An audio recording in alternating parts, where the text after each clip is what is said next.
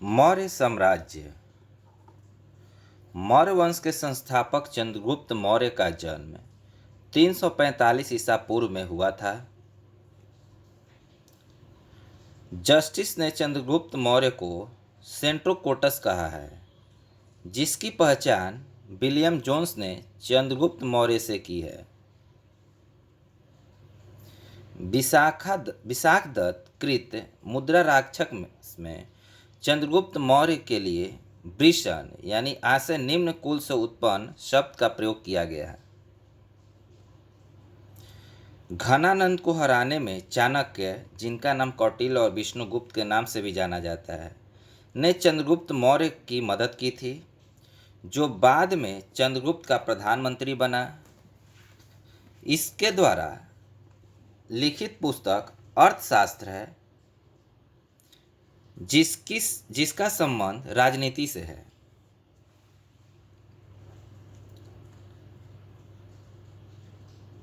चंद्रगुप्त मगध की राजगद्दी पर 322 ईसा पूर्व में बैठा। चंद्रगुप्त जैन धर्म का अनुयायी था। चंद्रगुप्त ने अपना अंतिम समय कर्नाटक के श्रवणबेलगोला नामक स्थान पर बिताया। चंद्रगुप्त ने 305 ईसा पूर्व में सेल्यूकस निकेटर को हराया। सेल्यूकस निकेटर ने अपनी पुत्री कार्नेलिया की शादी चंद्रगुप्त मौर्य के साथ कर दी और युद्ध की संधि शर्तों के अनुसार 4 प्रांत काबुल, गंधार, हेरात एवं मकरान चंद्रगुप्त को दे दिए।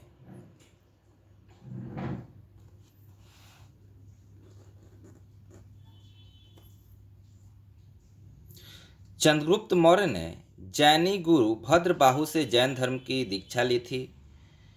मेगस्थानीस सेल्यूकस निकेटर का राजदूत था, जो चंद्रगुप्त के दरबार में रहता था। मेगस्थानीस द्वारा लिखी गई पुस्तक इंडिका है। मेगस्थानीस के अनुसार सम्राट का जनता के सामने आने के अवसरों पर शोभा यात्रा के रूप में जश्न मनाया जाता है। उन्हें एक सोने के पालकी में ले जाया जाता है। उनके अंगरक्षक सोने और चांदी से अलंकृत हाथियों पर सवार रहते हैं। कुछ अंगरक्षक पेड़ों को लेकर चलते हैं। इन पेड़ों पर प्रशिक्षित तोतों का झुंड रहता है,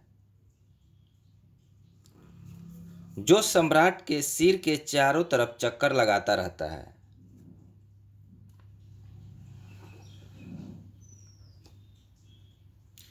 राजा सामान्यतः हथियारबंद महिलाओं से घिरे होते हैं। उनके खाना खाने से पहले खास नौकर यानी उस खाने को चखते हैं। वे लगातार 2 रात एक ही कमरे में नहीं सोते हैं। उन्होंने पाटलिपुत्रा के बारे में कहा, पाटलिपुत्रा एक विशाल प्राचीन से घिरा है, जिसमें 570 बुर्ज और 64 द्वार है। 2 और 3 मंजिल वाले घर लकड़ी और कच्ची ईंटों से बने हैं। राजा का महल भी काठ का बना है, जिसे पत्थर की नक्काशी से अलंकृत किया गया है। यह चारों तरफ से उद्यानों और चिड़ियों से बने बसेरों से घिरा है।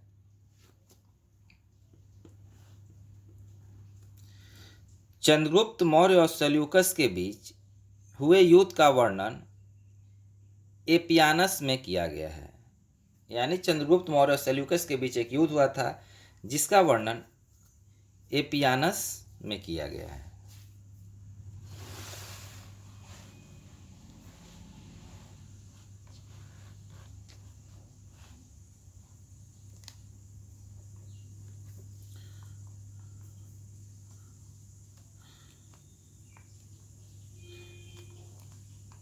प्लूटो के अनुसार चंद्रगुप्त ने सेल्यूकस को 500 हाथी उपहार में दिए थे। चंद्रगुप्त मौर्य की मृत्यु 298 ईसा पूर्व में श्रवणबेलगोला में उपवास द्वारा हुई। यानी मान्यता है कि इनकी मृत्यु उपवास रखने के कारण श्रवणबेलगोला में हो गई थी। बिंदुसार।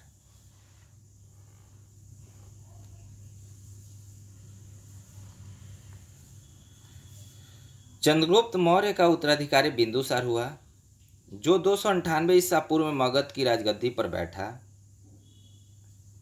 अमित्रघात के नाम से बिंदुसार जाना जाता है। अमित्रघात का अर्थ होता है शत्रु विनाशक। बिंदुसार आजीवक संप्रदाय का अनुयायी था। वायु पुराण में बिंदुसार को भद्रसार या वारिसार कहा गया है। स्ट्रैबो के अनुसार सीरिया नरेश एंटियोकस ने बिंदुसार के दरबार में डाइमेकस नामक राजदूत भेजा। इसे ही मेगस्थानिज का उत्तराधिकारी माना जाता है।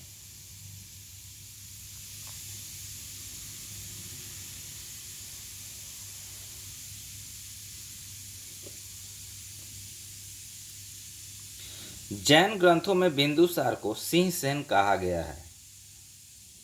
बिंदुसार के शासन में तक्षशिला में हुए 2 विद्रोह का वर्णन है।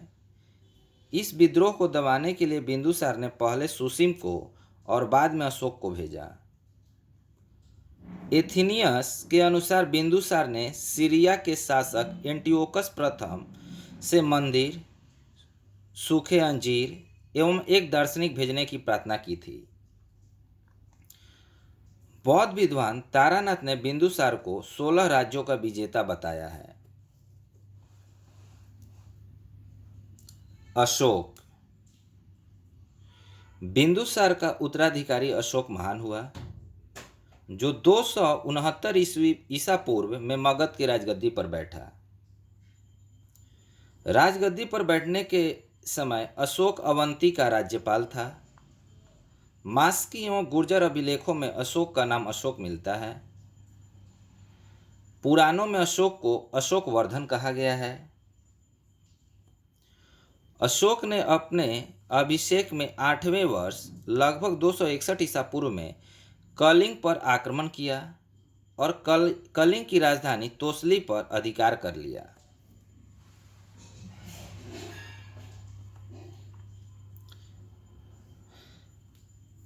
प्लिनी का कथन है कि मिस्र का राजा फिलाडेल्फस यानी टॉलमी सेकेंड ने पाटलिपुत्रा में डियानिसियस नाम का एक राजदूत भेजा था, जो अशोक के दरबार में भेजे थे।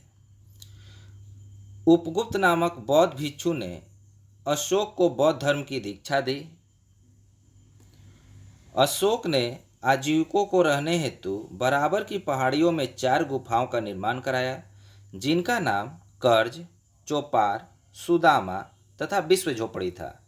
नोट: अशोक के पौत्र दशरथ ने आजीविकों को नागार्जुन गुफा प्रदान की थी।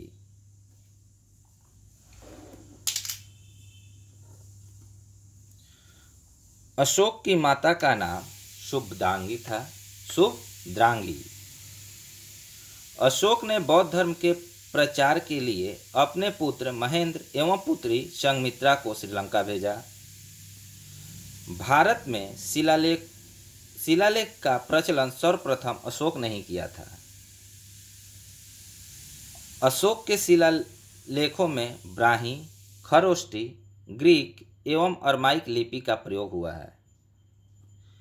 ग्रीक एवं अरमाइक लिपि का अभिलेख अफगानिस्तान से, खरोष्टी लिपि का अभिलेख उत्तर पश्चिम पाकिस्तान से और शेष भारत से ब्राह्मी लिपि का अभिलेख मिले हैं। अशोक के अभिलेखों को 3 भागों में बांटा जा सकता है: शिलालेख, स्तंभलेख एवं गुहालेख। अशोक के अभिलेखों की 3 भागों में बांटा गया है: शिलालेख, स्तंभलेख एवं गुहालेख।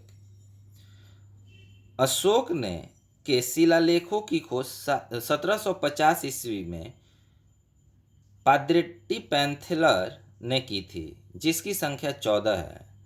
यानी अशोक के शिलालेखों की खोज कब की गई? 1750 में। किसने की? पाद्रेट्टी पैंथेलर ने की, जिसकी संख्या कितनी है? 14 है।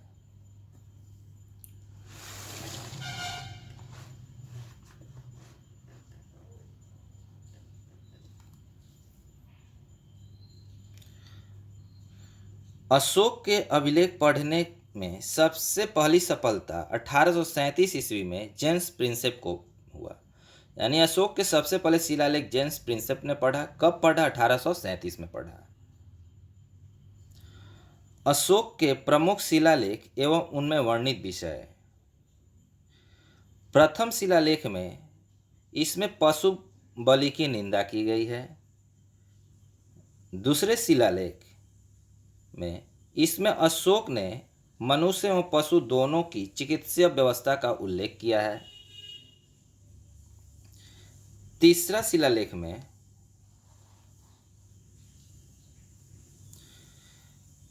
इसमें राजकीय अधिकारियों को यह आदेश दिया गया है कि वे हर 5वें वर्ष के उपरांत दौरे पर जाएं। इस शिलालेख में कुछ धार्मिक नियमों का भी उल्लेख किया गया है।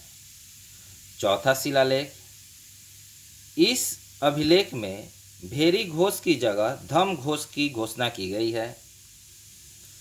पांचवा शिलालेख, इस शिलालेख में धर्म महामात्रों की नियुक्ति के विषय में जानकारी मिलती है।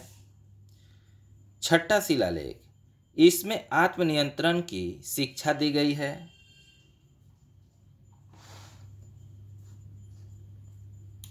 सातवां एवं आठवां शिलालेख, इनमें अशोक की तीर्थ यात्राओं का उल्लेख किया गया है। नौवां शिलालेख, इसमें सच्ची भेंट तथा सच्चे शिष्टाचार का उल्लेख किया गया है। 10वां शिलालेख, इसमें अशोक ने आदेश दिया है कि राजा तथा उच्च अधिकारी हमेशा प्रजा के हित में सोचे। 11वां शिलालेख, इसमें धम्म की व्याख्या की गई है। धम्म की व्याख्या किसमें की गई है? 11वां में। 12वां शिलालेख, इसमें स्त्री महामात्रों की नियुक्ति एवं सभी प्रकार के विचारों के सम्मान की बात कही गई है। 13वां शिलालेख, इसमें कलिंग युद्ध का वर्णन एवं अशोक के हृदय परिवर्तन की बात कही गई है। इसी में पड़ोसी राज्य का वर्णन है, पड़ोसी राजाओं का वर्णन है और उनके साथ साथ उनके राज्यों का भी वर्णन किया गया है। 14वां शिलालेख, अशोक ने जनता को धार्मिक जीवन बिताने के लिए प्रेरित किया है।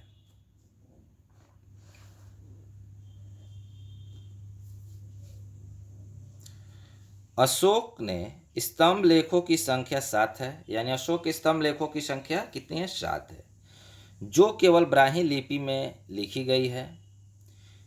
यह 6 अलग अलग स्थानों से प्राप्त हुआ है। आइए देखते हैं।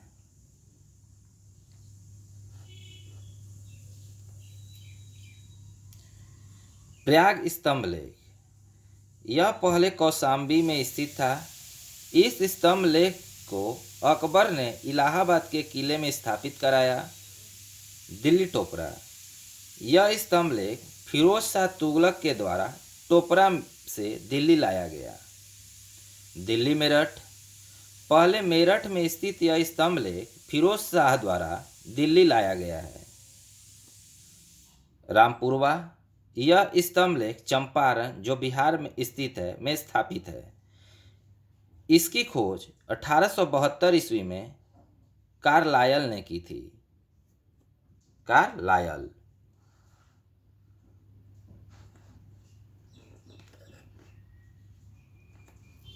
लौरिया आर्यराज, चंपारण, जो बिहार में अवस्थित है। लौरिया नंदनगढ़, चंपारण, जो बिहार में अवस्थित है। इस स्तंभ पर मोर का चित्र बना है।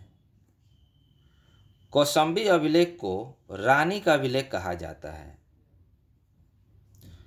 अशोक का सबसे छोटा स्तंभ लेख रुम्नीदेही है। इसी में लुम्बिनी में धम्म यात्रा के दौरान अशोक द्वारा भू राजस्व की दर घटा देने की घोषणा की गई है। अशोक को 7वां अभिलेख सबसे लंबा है, यानी अशोक का सबसे लंबा अभिलेख 7वां है, जो सबसे लंबा है।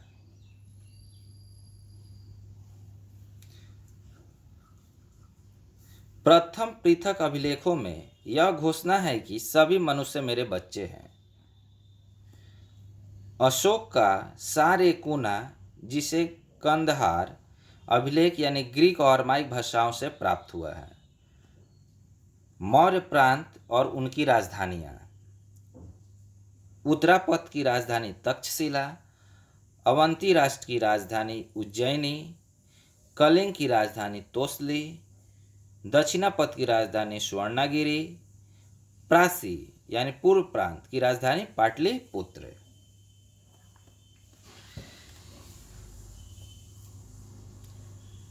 साम्राज्य में मुख्यमंत्री एवं पुरोहित की नियुक्ति के पूर्व इनके चरित्र को काफी जांचा परखा जाता था, जिसे उपदा परीक्षण कहा जाता था।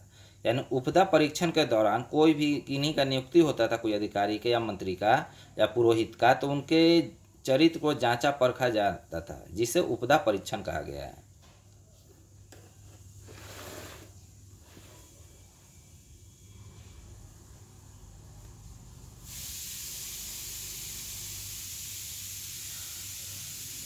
सम्राट की सहायता के लिए एक मंत्री परिषद होती थी, जिसमें सदस्यों की संख्या 12, 16 एवं या 20 हुआ करती थी।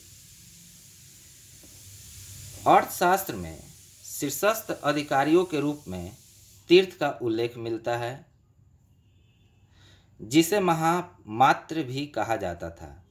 इनकी संख्या 18 थी। अर्थशास्त्र में चर जासूस को कहा गया है। चर कौन होते थे? जासूस होते थे।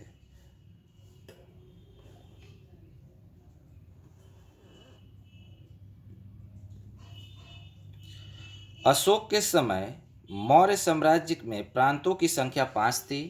प्रांतों को चक्र कहा जाता था। प्रांतों के प्रशासन कुमार या आर्यपुत्र या राष्ट्रिक कहलाते थे। प्रांतों का विभाजन विषय में किया गया था, जो विषयपति के अधीन होते थे।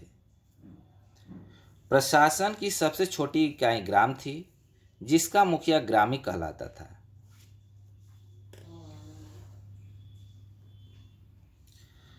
अर्थशास्त्र में वर्णित तीर्थ।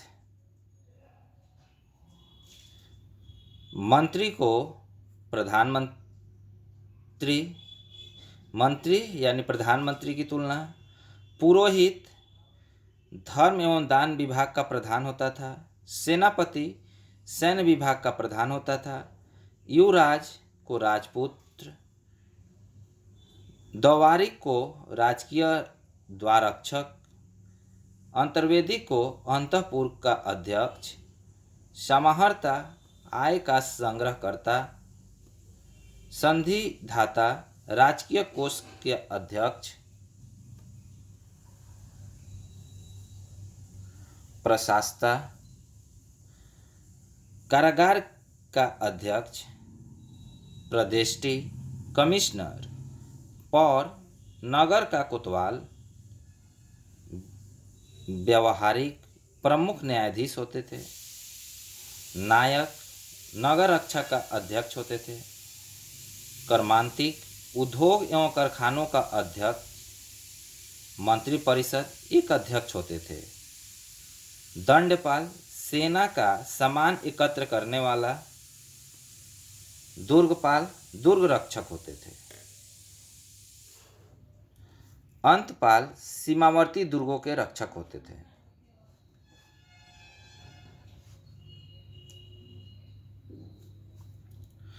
प्रशासकों में सबसे छोटा गोप था, जो 10 ग्रामों का शासक संभालता था। यानी 10 ग्रामों का जो शासन संभालता था वो गोप कहलाता था।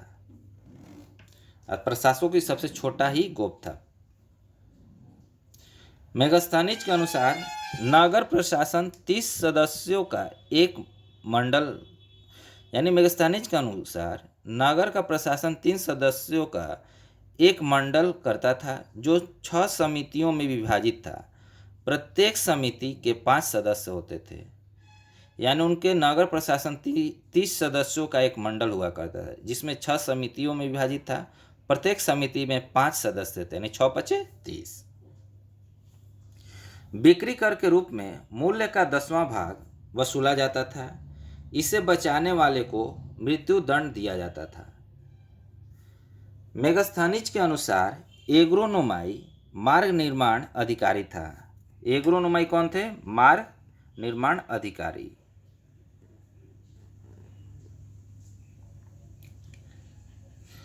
जस्टिन नामक यूनानी लेखक के अनुसार चंद्रगुप्त ने अपनी 6 लाख की फौज से सारे भारत को रौंद दिया।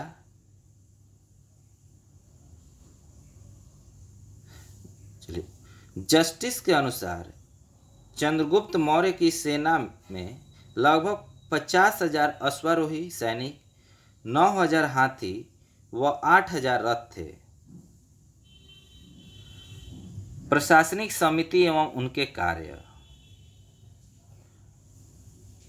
प्रथम जो होते थे उद्योग एवं शिल्प कार्य का निरीक्षण करते थे। द्वितीय जो होते वो विदेशियों की देखरेख करते थे। तृतीय जो थे जन्म स्मरण का विवरण रखना। चतुर्थ व्यापार एवं वाणिज्य की देखभाल। पंचम निर्मित वस्तुओं के विक्रय का निरीक्षण। षष्ठ बिक्री कर वसूल करना।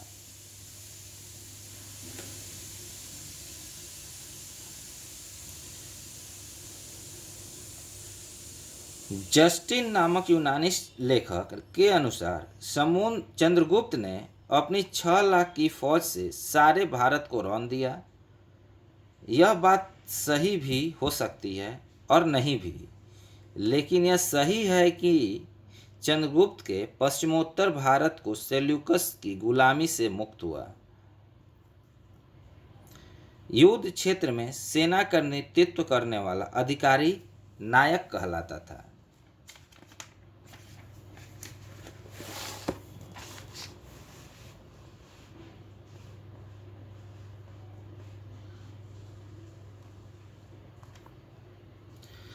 सैन्य विभाग का सबसे बड़ा अधिकारी सेनापति होता था।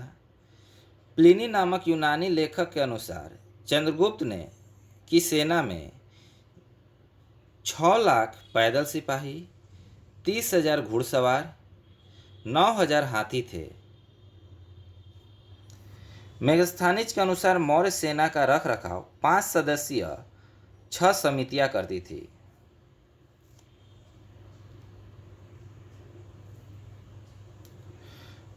मौर्य प्रशासन के गुप्तचर विभाग महात्मय सर्प नामक अमात्य के अधीन था।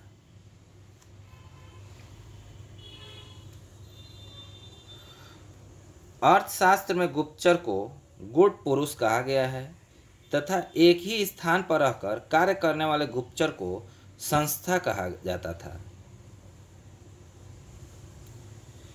एक स्थान से दूसरे स्थान पर भ्रमण करने वाले गुप्तचर को संचार कहा जाता था। यानी जो एक स्थान से दूसरे स्थान पर भ्रमण करके कार्य करते थे उन्हें संचार कहा जाता था। अशोक के समय जनपदीय न्यायालय में न्यायाधीशों को राजुक कहा जाता था। सैन्य समितियां एवं उनके कार्य। प्रथम जल सेना की व्यवस्था। द्वितीय यातायात एवं रसद की व्यवस्था। तृतीय पैदल सैनिकों की देखरेख। चतुर्थ अश्वारोहियों की सेना की देखरेख। पंचम गज सेना की देखरेख। षष्ठ यानी छठा रथ सेना की देखरेख।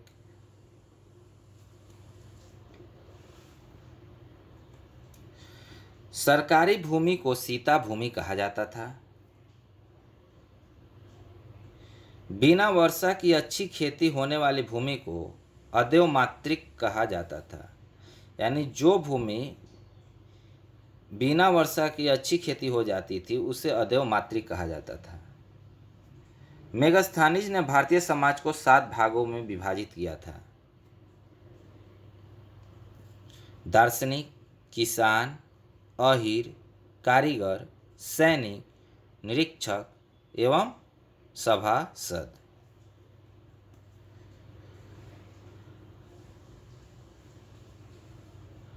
स्वतंत्र वेश्यावृत्ति को अपनाने वाली महिला रूपा जीवा कहलाती थी।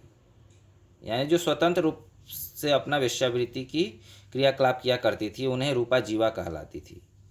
नंद वंश के विनाश करने में चंद्रगुप्त मौर्य ने कश्मीर के राजा प्रवर्तक से सहायता प्राप्त की थी। मौर्य शासन 137 वर्षों तक रहा। भागवत पुराण के अनुसार मौर्य वंश के 10 राजा हुए। मौर्य वंश में कितने राजा हुए? 10। जबकि वायु पुराण के अनुसार 9 राजा हुए। मौर्य वंश का अंतिम शासक बृहद्रथ था। इसकी हत्या उसके सेनापति पुष्यमित्र शुंग ने 185 ईसा पूर्व में कर दी और मगध पर शुंग वंश की नींव डाली। Thank you for watching. अगला चैप्टर ब्राह्मण साम्राज्य से पढ़ेंगे। Thank you.